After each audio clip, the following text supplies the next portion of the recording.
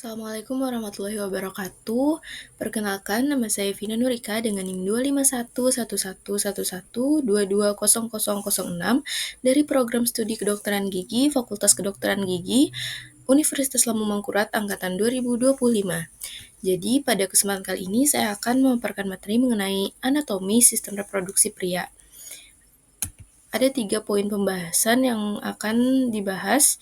Yang pertama adalah pengertian dari sistem reproduksi itu sendiri, kemudian ada sistem reproduksi eksternal, dan ada sistem reproduksi internal.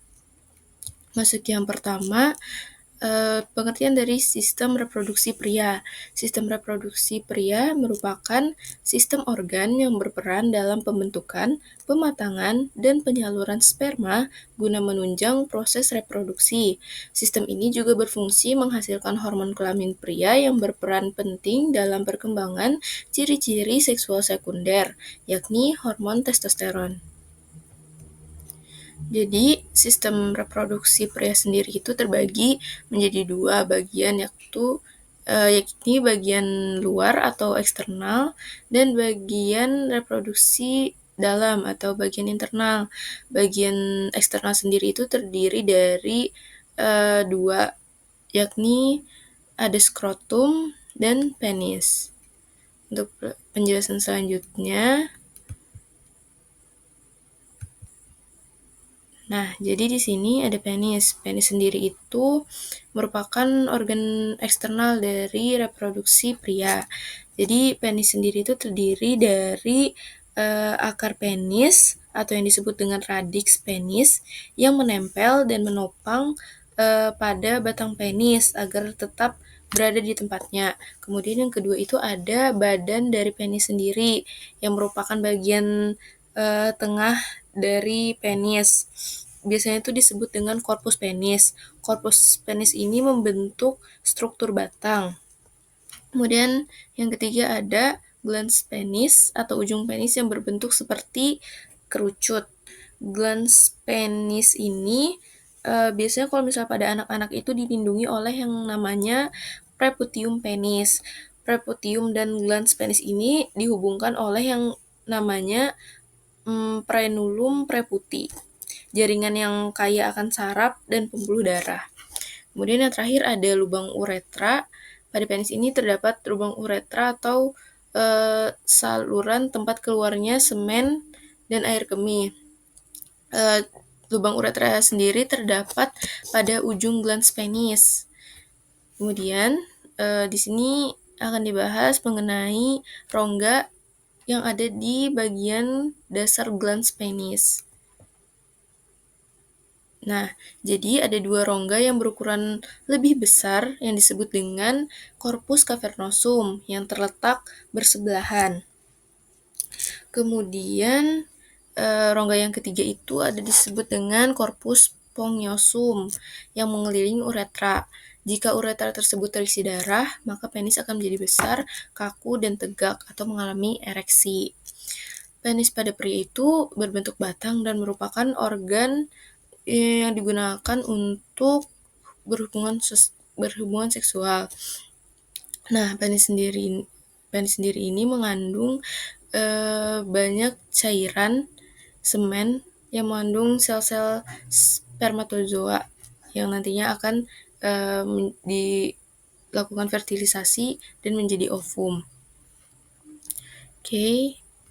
Kemudian selanjutnya ini ada bagian-bagian dari struktur bagian dari penis, ada glans penis, ada yang disebut dengan corona yang batasan antara penis tadi.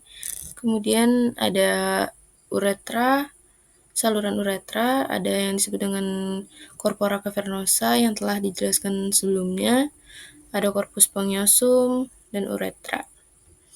Oke, selanjutnya. Nah, organ reproduksi pria yang bagian luar, yang kedua ada skrotum atau yang disebut dengan kantung. Nah, skrotum ini merupakan dua buah kantung tempat testis disimpan yang berada di bawah batang penis. Skrotum ini juga bertindak sebagai sistem pengontrol suhu testis. Jadi, suhu testis itu harus berada pada suhu optimal. Biasanya 2-3 derajat Celcius di bawah suhu tubuh. Di sini testis harus memiliki suhu yang rendah dibandingkan suhu tubuh. Otot kremaster pada dinding skrotum ini akan mengendur atau mengencang ketika testis menggantung lebih jauh dari tubuh. Jadi pada suhu dingin itu dia akan mendekati tubuh, dan saat suhu panas dia akan menjauhi tubuh. Oke, selanjutnya di sini ada organ reproduksi bagian internal atau bagian dalam dari organ reproduksi pria sendiri. Nah, jadi yang pertama itu ada testis. Testis ini sendiri merupakan penghasil dari sperma. Jadi testis ini berfungsi dalam tempat penyimpanan dan pematangan sel sperma. Testis ini sendiri menghasilkan hormon yang telah disebutkan pertama tadi, yakni hormon testosteron yang berperan dalam perkembangan ciri-ciri kelamin sekunder pria. Jadi secara embriologis testis ini berhomolog dengan ovarium pada sistem reproduksi wanita. Keduanya itu berasal dari sel yang sama, yaitu sel mesoderm. Testis ini sendiri terdiri dari dua bagian, yaitu bagian kiri dan bagian kanan. Struktur testis sendiri terdiri atas saluran kecil yang disebut dengan tubulus seminiferus, atau biasanya itu merupakan tempat spermatogenesis. Kemudian kumpulan di antara tubulus seminiferus tadi itu terdapat lobulus testis, dan setiap lobulus itu dipisahkan oleh sekat jaringan ikat yang disebut dengan septum testis. Bagian paling dalam yang langsung menempel dan melapisi testis itu disebut dengan tunika albuginea, yaitu jaringan ikat fibrosa yang kuat dan tebal. Testis ini dibungkus oleh yang namanya skrotum yang telah kita bahas sebelumnya. Kemudian selanjutnya ada epididymis. Epididymis sendiri juga berjumlah 2 buah, dan di dalam skrotum kiri dan dia juga dibungkus oleh skrotum bagian kiri dan kanan. Nah, jadi untuk epididymis sendiri itu berfungsi sebagai tempat pematangan dan penyimpanan sementara sel sperma. Epididymis sendiri terdiri dari 3 bagian dan 1 ruangan. Yang pertama itu ada bagian kaput epididymidis, yakni bagian kepala dari epididymis. Kemudian jadi kaput epididymidis tadi itu adalah bagian epididymis yang berfungsi untuk menerima sperma dari testis melalui saluran eferen. Kemudian ada bagian badan yang disebut dengan korpus epididymidis yang menjadi tempat berlangsungnya proses pematangan sel sperma, serta bagian ekor. Nanti ada bagian ekor epididymis itu yang disebut dengan cauda epididymidis yang berperan sebagai tempat penyimpanan sperma sementara. Di antara testis dan epididymis itu terdapat suatu celah atau ruang yang disebut dengan sinus epididymidis. Oke. Jadi panjang dari epididymis sendiri itu sekitar 20 kaki atau 6 meter. Selanjutnya ada vas deferens. Jadi sperma itu tuh akan setelah dari testis epididymis kemudian akan disalurkan melalui yang namanya vas deferens atau bisa juga disebut dengan ductus deferens. Jadi ductus deferens ini itu atau vas deferens berjumlah 2 buah juga di sebelah kiri dan kanan dengan panjang kurang lebih 45 cm dan seperempatnya berada di dalam skrotum. Kemudian vas deferens ini bersama-sama pembuluh darah juga, ada pembuluh limfe dan serabut saraf yang membentuk suatu berkas yang disebut dengan funiculus spermaticus dan melalui kanalis ingualis yang masuk ke dalam rongga tubuh atau di dalam abdomen. Baik, selanjutnya, nah di sini ada ductus ejaculatus atau ductus ejakulasi yang berjumlah 2 buah. Jadi fungsinya itu untuk menyalurkan sperma saat ejakulasi ke dalam saluran uretra. Kedua saluran ini ujungnya bersatu dan bermuara di uretra. Tempatnya sendiri berada di bawah dari kelenjar prostat. Oke, selanjutnya ada saluran uretra. Nah, saluran uretra ini berjumlah 1 buah. Berfungsinya itu untuk menyalurkan semen atau saluran urin itu keluar tubuh. Jadi saluran uretra ini yang membantu mengeluarkan semen dan urin. Nah, saluran ini itu terletak di batang penis di bagian bawah yang dikelilingi oleh korpus spongiosum tadi. Selanjutnya ada kelenjar reproduksi. Jadi kelenjar reproduksi ini terbagi menjadi 3.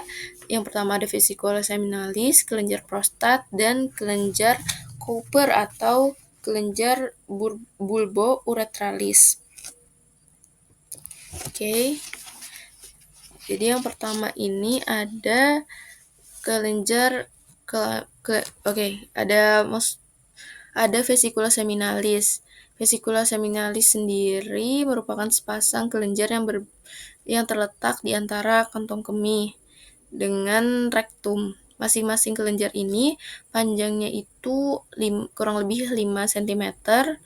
Dengan komposisi sekret kelenjar ini terdiri dari fruktosa dan zat gizi, khususnya vitamin C yang bisa menutrisi sperma.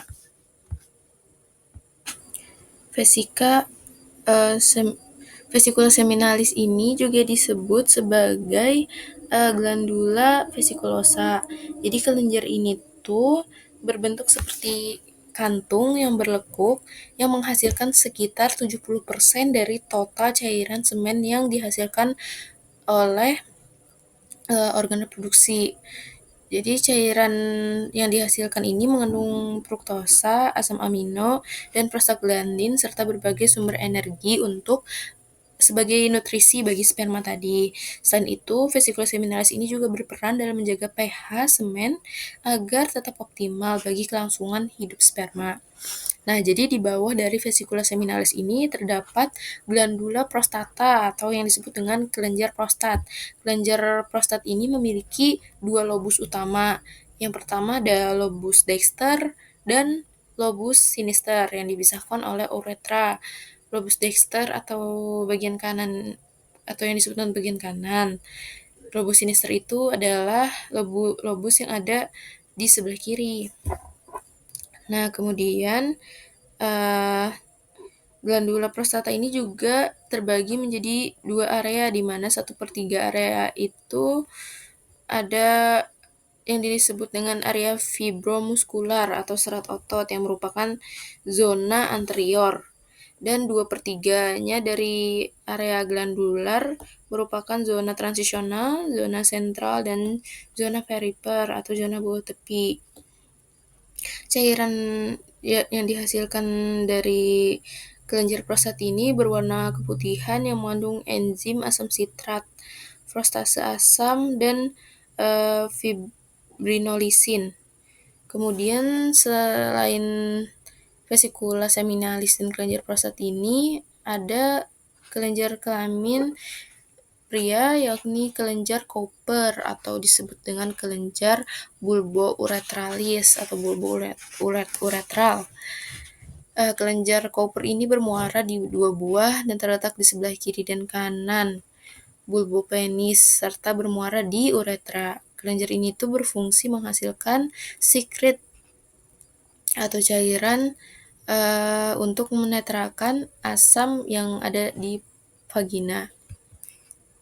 Oke, selanjutnya masuki materi yang terakhir, yakni hormon yang dihasilkan oleh organ reproduksi pria sendiri. Nah, hormon pada sistem reproduksi pria itu yang pertama ada testosteron. Testosteron ini sendiri disekresi oleh sel-sel Leydig yang terdapat di antara lobulus tubulus seminiferus. Testosteron sendiri merupakan hormon steroid dari kelompok androgen. Penghasil utamanya adalah testis dan pada testis pada jantan dan indung pada sel telur wanita. Produksi testosteron ini mencapai puncaknya di sekitar usia 25 tahun, lalu menurun drastis pada usia 40 tahun. Testosteron sendiri dihasilkan oleh hormon luteinizing hormone atau LH yang dilepaskan oleh kelenjar pituitari. Saat jumlahnya dalam darah meningkat, molekul testosteron ini melakukan tekanan pada kelenjar pituitari yang akan menyebabkan kelenjar ini menghentikan produksi hormon LH. LH yang dihasilkan ini mengaktifkan penis atau zakar dan memerintahkan produksi tambahan agar menaikkan jumlah testosteron. Nah, jadi fungsi dari hormon testosteron antara lain ada berdampak pada karakteristik seksual sekunder pada pria. Jadi hormon ini menginduksi pola pertumbuhan seperti rambut pada pria, rambut seperti jenggot, yang menyebabkan suara juga menjadi lebih berat. Kemudian pertumbuhan otot yang bertanggung jawab pada konfigurasi tubuh pria. Di fungsi pada non-reproduksi, hormon testosteron ini menghasilkan efek anabolik protein, meningkatkan pertumbuhan tulang pada saat pubertas, dan kemudian menutup lempeng epifisis untuk menginduksi perilaku agresif. Baik, mungkin sekian pemaparan materi mengenai sistem reproduksi pria dari saya. Mohon maaf jika terdapat banyak kekurangan dalam presentasi kali ini. Sekian, saya akhiri. Wassalamualaikum warahmatullahi wabarakatuh.